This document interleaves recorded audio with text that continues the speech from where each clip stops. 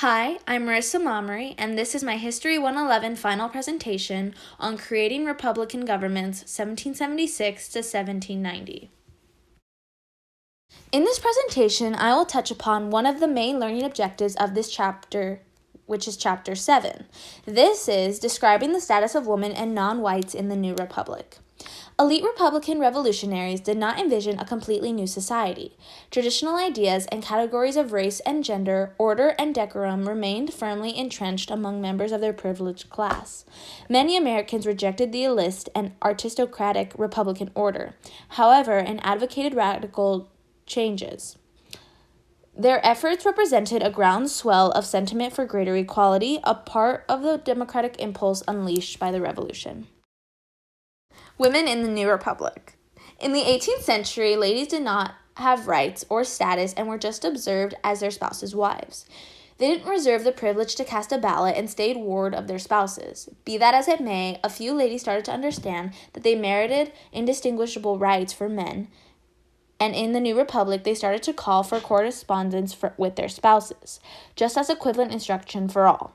As a result of women like Abigail Adams, Mercy Otis Warren, and Judith Sargent Murray fought to make a change in the manner that ladies were spoken to.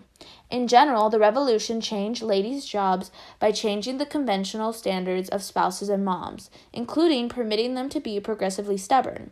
In the home, ladies were relied upon to rehearse Republican excellencies. Republican parenthood implied that ladies were accountable for bringing up their kids, showing them in the republic. Ladies currently additionally had more chances to learn. Men were currently ready to see that ladies were vital on the grounds that they helped assume a huge job in the new republic. African Americans and slavery in the new republic. In the Declaration of Independence, it expressed that all men are made equal. Be that as it may, subjection and the treatment of African Americans repudiated this announcement completely.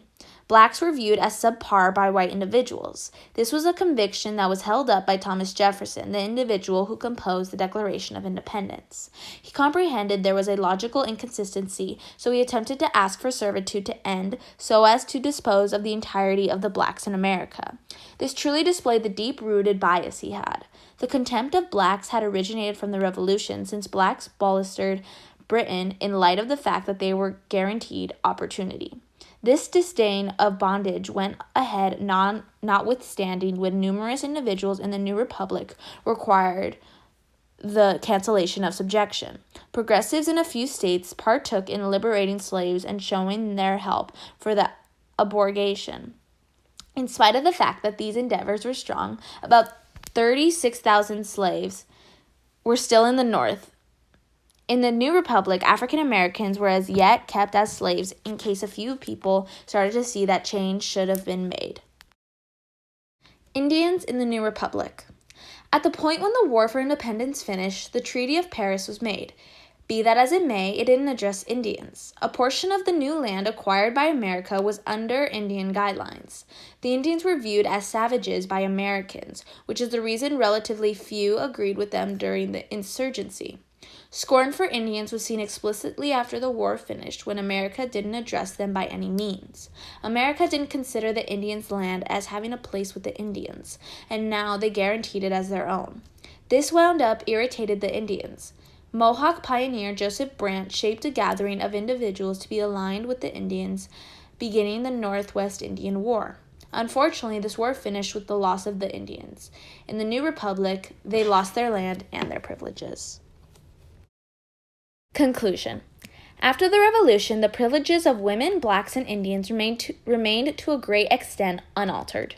However, progressive standards, remembering the call for widespread uniformity for the Declaration of Independence, propelled and encouraged many.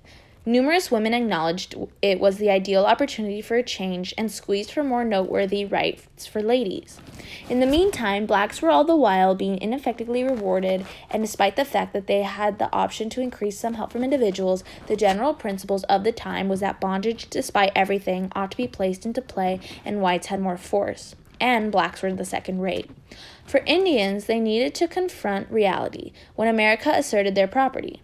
In spite of the fact that they restricted this and even battled against it, they missed the mark and America developed triumphantly.